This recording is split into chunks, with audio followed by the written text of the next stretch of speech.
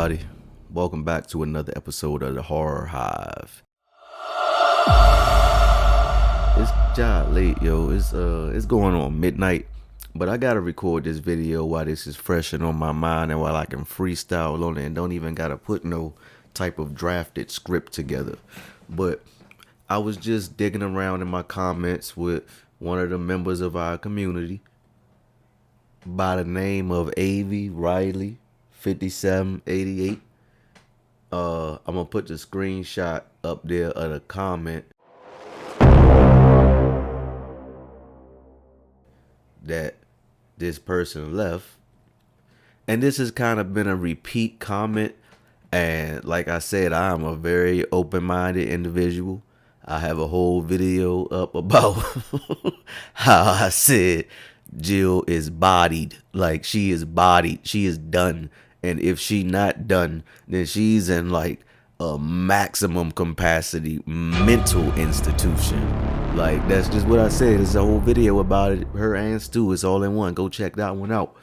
But like I said, this is a repeat comment going on about Jill. And like I said, I keep my mind open and I wandered my mind. And listen, look, just here's what I put together about Jill. So at the end of Scream 4, we all know that Jill was not, I repeat, was not shot in the head. That is something that we all know is very important in the Scream movies. Like, it is very important. It is like one of the reasons why a lot of people think Stu is still alive. It's a reason why I think Charlie is still alive. And now it's Jill as well. And, you know, I just gotta accept that. I just gotta be honest. She was not shot in the head. And the way that 4 ended, yo, Jill and Sydney was just like laying side by side and face to face. Now, let's just pause right there, because everybody knows that the twist, the plot of 4 was that Jill didn't want to live in the shadow as like Sydney's cousin no more.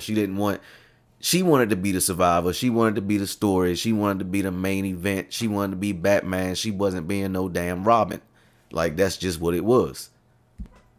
But she didn't want Robin to exist. Like, she wanted to body Robin. So, you know, she tried to put Sydney down.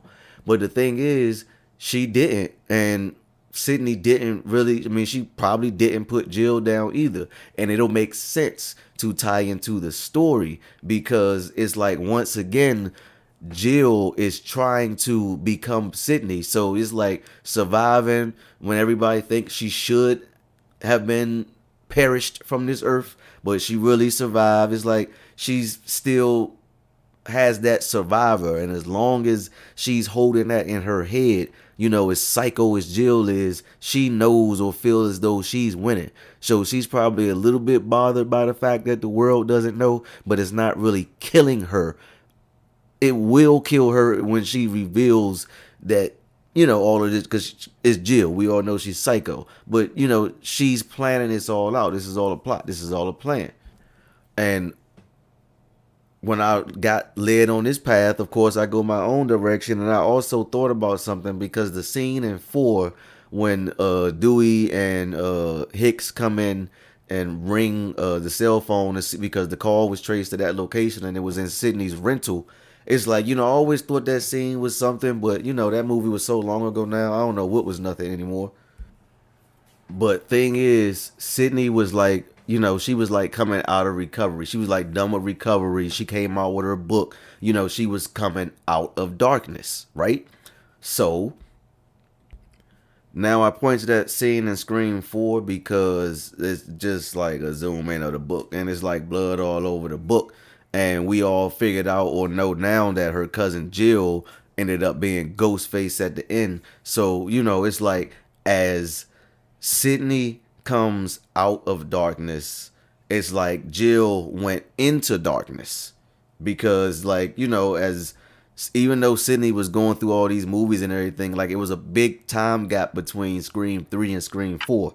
And it seems like the Scream franchise stays true to like our modern or current day timeline. And if that holds true, then it's like, Jill has gone into darkness as of 2011. And, so that's just a way that wanted to spin that, because it's Hollywood, and you kind of got it. Sometimes, a lot of times, we overthink it, or I overthink it. But some of the times, like, overthinking actually works. Like, stuff be hitting like in plain sight, like in definite plain sight. But it's like Jill returns, shows face, goes off, shows how she did it, how she been playing it, blah, blah, blah. But it's like, Jill comes now out of darkness. Like, she's still kind of following behind Sydney, but she's just, taking on that demonic role, just that other side. Like, we seen that other side of Sydney's brother Roman. We seeing that other side. It's like that crazy exists in that blood. And as crazy as I sound about like Sydney ever being Ghostface, like, crazy is in that blood. Like, I'm not saying she'll use Ghostface to kill everybody, but crazy in that blood. And people get tired of running. They get tired of running. But that's not all about Jill. Also, at the end of 4, after we see her and Sydney laying face to face with Jill not popped in the dome piece, the news reporters, Jill, the survivor, Jill, the hero, Jill.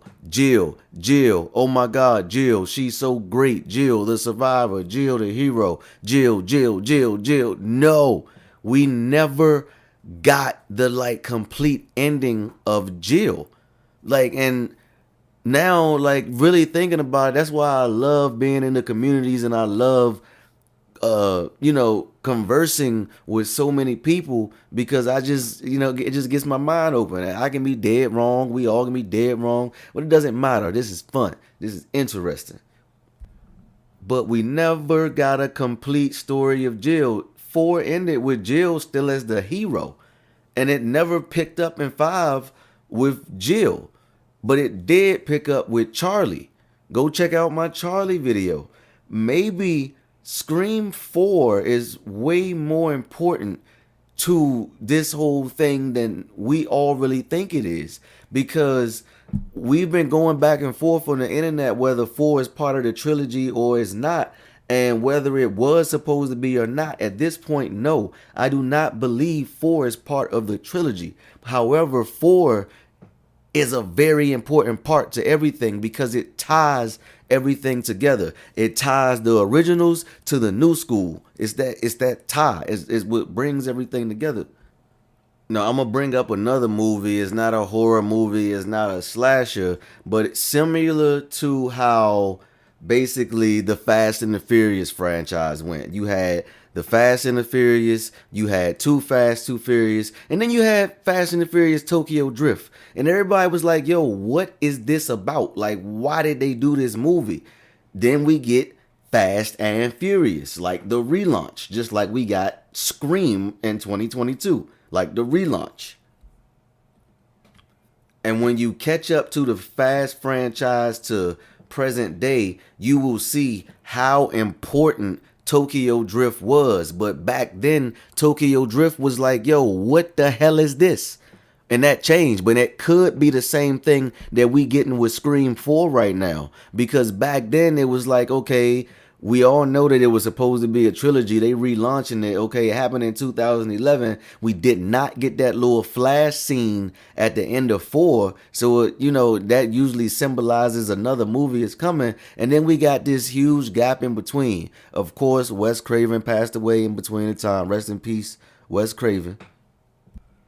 But we got that relaunch with Scream in 2022. We get Scream 6 in 2023. And maybe, just maybe, it's time for Scream 4 to prove its worth now. To show us that it's probably one of the most important movies, if not the most important movie of the franchise, if it goes ahead and ties all this together. And that's about all I have for this video today. Please please get in the comments and let's talk about this one. I know a lot of people are just like, yo, leave these dead ghost faces in the past, but open your minds up, yo. Like, come on, participate. Like, because this makes sense. Like, I'm sorry, we never got an ending to Jill. Like, that is something that I think we all have to agree on. Like, we just kind of do. Because Jill, the survivor,